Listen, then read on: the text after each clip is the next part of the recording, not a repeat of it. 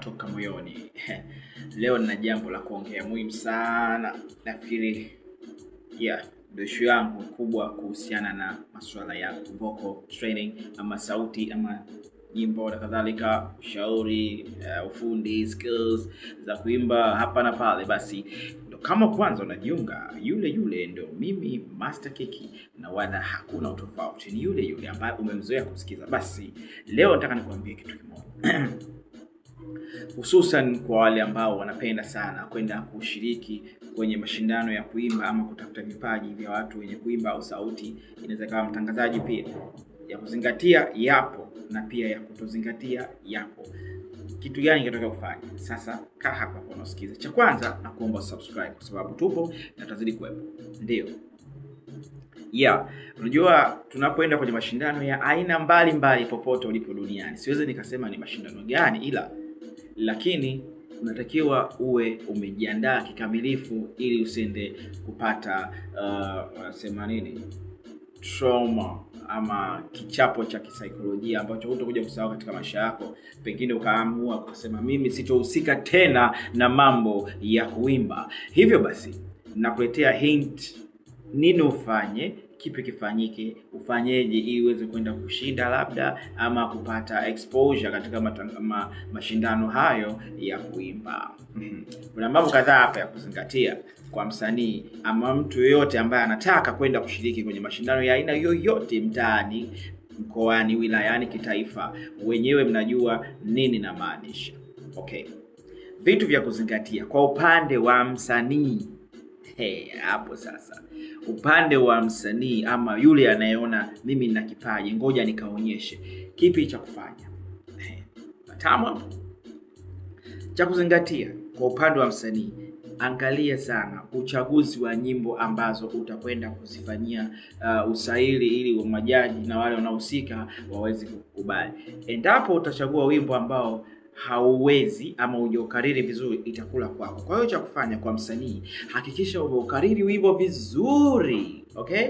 Sawa, kila mtu anaweza kukariri, lakini hakikisha nyimbo ambayo ni simple, ambayo inakaririka kwenye kichwa chako na unaimudu vizuri, isije kukuletea shida. Tunakwenda kipengele kingine. Hapo tunasema uchaguzi wa nyimbo. Zipo nyimbo nyingi sana kulingana na wewe unavyopenda. Kuna wengine wanapenda nyimbo za gospel, wengine wanapenda bongo flavor, wengine wanapenda reggae, whatever style ambao unaona inaendana na sauti yako. Inaendana na sauti yako wewe mwenye kupenda kuimba, ndio. Halafu namba 2, hakikisha uwe unafanya mazoezi sahihi ya vocal. Unajua ninachomaanisha? Kuna watu huwa tunapiga tu kelele sana, hatuna mwongozo namna gani tuweze kuimba vizuri na tuweze kubalika mbele ya majaji. Kwa hivyo bwana, hakikisha umefanya mazoezi sahihi. So umeenda hadi umeimba hadi sauti imecrack, unasikia sauti yangu imecrack. Yaani sauti haitoki, mimi nimeimba lakini sauti haitoki. Unajua nini? Majaji wengine wanapenda sauti kubwa, wajua kwamba una punch, na wengine wanapenda sauti nzuri hata kama upanchi lakini una mazoezi ya kutosha. Ushajiuliza kwamba mimi naenda kushindana na watu kule, je, mazoezi nilionao ni ya kutosha? Nisije nikaibishwa nikaonekana na lalamika, lakini ukweli kwamba mazoezi sina ya kutosha ama mazoezi huna ya kutosha.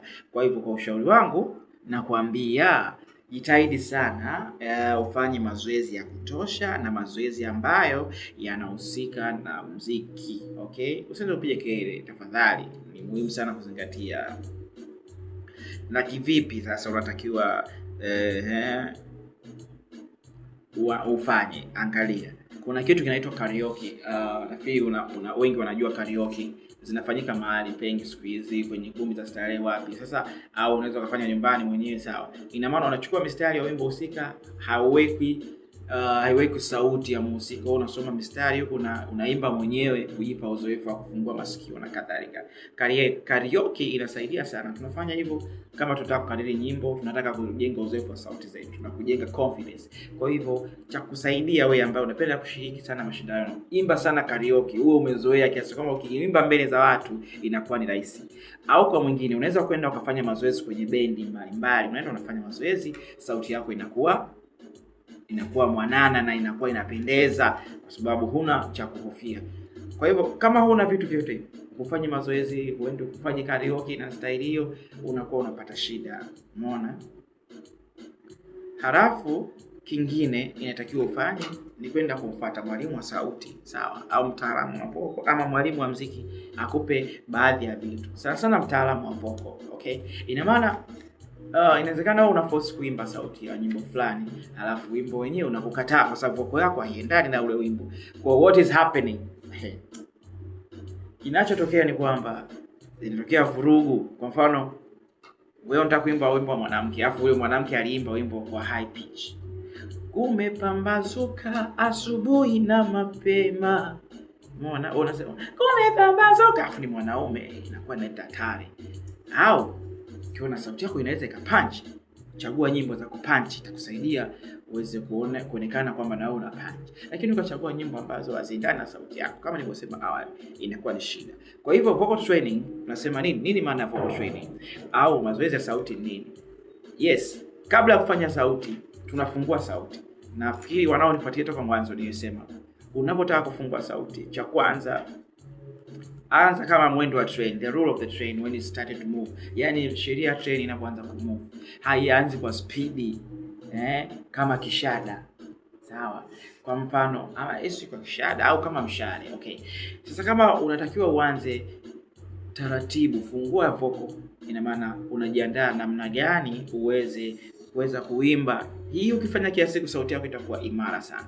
Pia uitunze sauti yako wakati unaenda kufanya mashindano. Usifanye vitu vya hovyo. Wengine wanavuta bangi, wengine wanakunywa pombe sana, wengine I don't know their lifestyles, but kinachotakiwa kufanya ni kutunza sauti yako kwa namna yote, kwa gharama yote, ili iweze kuwa bora kulingana na ratiba ya mashindano husika ambayo wewe unaona yako mbele yako. Kwa hivyo unaweza kuwasiliana mimi nikakuelekeza mazoezi ya sauti, nyimbo gani uimbe, nyimbo gani usiimbe.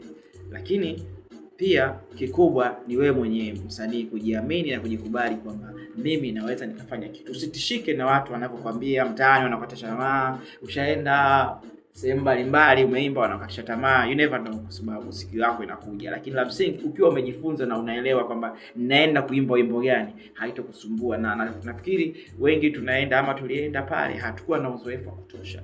Unakutana na changamoto. Kwa mfano kesi ya Harmonize, pengine alikuwa akiimba key ambayo sio nzuri kwake, ndio maana majaji wakamkataa. Umeona? Kama majaji walimkataa, ina maana ile sauti haikuwa sahihi wakati huo. Pengine alikuwa na kitu na kadhalika. Ujue majaji wanaweza kujibu majibu ambayo hawakutarajia. Kwa sababu gani? Hujiandaa vya kutosha. La msingi usikatishwe tamaa na hizo hali, iwe kama ndio changamoto ya wewe kutoka sehemu moja au nyingine. Kingine ambacho tunatakiwa kujifunza kabla kwenda kwenye mashindano ya kuimba ama kwenye audition au hizo za mashindano mbalimbali ambayo nyinyi mnajua, sitaki kusema sasa, ni hakikisha bro, sister, madam, everybody ufike eneo la tukio mapema, uangalie mazingira, uone watu wanaofanya. Itakusaidia. Kwenda pale kwa kukurupushwa itapelekea wewe uwe na stress, uwe na pressure, kwa sababu pale wanakutana na watu wanaoimba ni wengi sana. Jiandae vizuri, ukakutana na watu aina mbalimbali, exposure itakupa confidence, itakupa max mimi ni aina gani. Lakini ukumbuke na wao wamejiandaa tofauti na changamoto wanazo, hakuna ile kamilika. Uweza siku yako ikawa ni hiyo. Kwa hivyo jipange na uende kuimba vizuri. Au kama unaona siku hiyo kuna watu wengi, basi tafadhali nenda siku inayofuata ili kupunguza ile msongamano na pressure ambao unakutana nao katika eneo la tukio. Umeona wengi wanaenda pale wanataka sifa, au you don't know, saizi kuna watu wanataka kutrend. Lengo lake sio kwamba anataka kuwa star katika kuimba, anataka kutrend kutokana na mambo ya mitandao, TikTok na nini, anatafuta video nzuri za kwenda kutrend, watu waweze kumsikiliza. Unaelewa mambo ya kutrend. So kama unataka kutrend is okay. Lakini pia jifunze pia kuonekana kisanii. Yes, the artist look, you know mimi napenda kuimba kama hip hop, lazima nionekane mtu wa hip hop. Ni muonekano una matter man.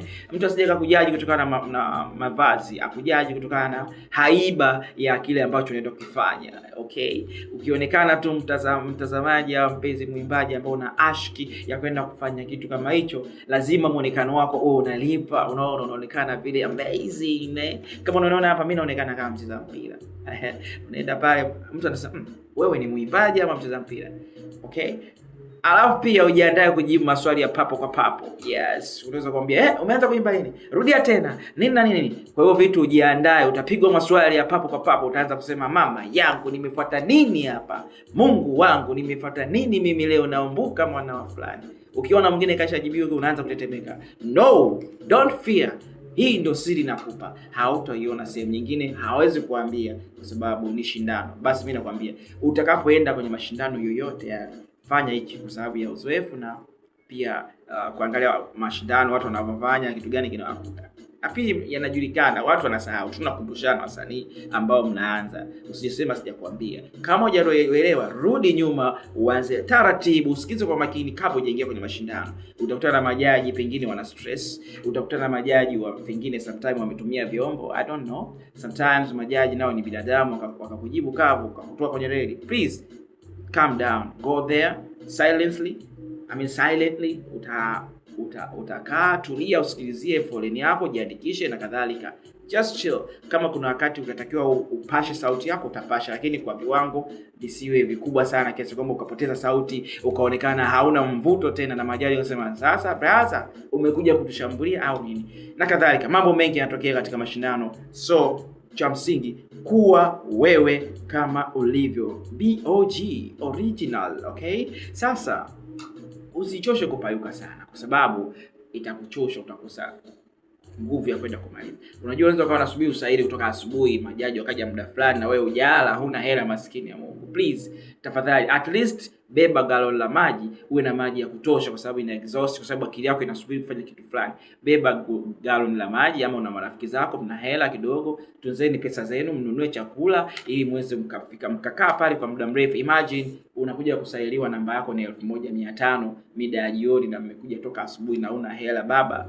Utasema kama vile una bahati mbaya. No, it's on hustle. Kwa hiyo jipange, usiende kinyonge kwa sababu wengi wanafeli, wanasio kama hawajui kutokana na mazingira, kutokana na kupigwa jua kali, pengine majaji wamechelewa, pengine labda foleni imekuwa kubwa, pengine mwingine una magonjwa ambayo kusimama muda mrefu itakucost. So ushauri ni kwamba ukifika eneo la tukio, relax. Kama una hela, kula, tulia, usiwe na mawazo, usiwe na stress. Enjoy muziki. Kama una phone zako, eka phone zako, sikiza taratibu. Don't panic, my man. The game is easy. You can win dollars. You can win people's heart. So an artist is someone who expresses feeling from his heart or her heart. So it's not that very hard, but you just try to be yourself.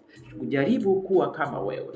Una kitu Mungu kakupa. Kwa nini uogope? Inuka, nyanyuka, tafakari nini ambacho unakitaka. Mungu anakufungulia mlango. Kama umefunga mlango huu, unaweza kaingia kama bongo flavor, unajikuta unakuwa msanii wa gospel. Kadhalika, kila mtu na mawazo yake. Unaweza kutoka hapa gospel ukapenda bongo flavor. Ni wewe na maisha yako na Mungu wako. Mimi sikupangie. Kwa hivyo ndugu mpenzi mtazamaji, nimekupa hii clip. Itazame mwanzo mwisho, dakika 15 tu. Rudia tena na tena kwa umakini. Ukienda kufeli, usisema sijakwambia. Rudia kwa tena na tena ambayo nimekuambia. Wewe usione wale walivyofeli. Mbona fulani, usiwe kama wao. Kuwa kama wewe, utafanikiwa. Unajua nini? Napenda kuona watu wakifanikiwa, napenda kuwashauri watu wakifanya kitu cha maana. Train yourself kuwa star. Star ni wewe unavyofikiria kutoka ndani ya moyo wako. Hawezi mtu akachukua ustar wako kutoka ndani ya nafsi yako eti sijui nini na nini. Hapana. Naomba usifikirie kuhusu mambo ya uchawi. Uchawi ni kufikiria watu wanavyokufikiria. Just kuwa wewe kama wewe. Kwa mfano, si ulinizaa wewe ukanikataa, sasa iweje unaona mimi nafaa? Sasa inategemea. Si ulinizaa wewe ukanikataa, it's up to you kulingana na voko. Mimi sikupangii. Saizi voko yangu haiko vizuri, ningeweza kuimba vizuri, lakini nikuonyesha mfano. Ni wewe tu ni nyimbo gani unapenda. Hapo napenda hip hop. Walisema ntafeli, bado niko hapa kama ni reli na trend tunasonga mbele, sijali mivebe.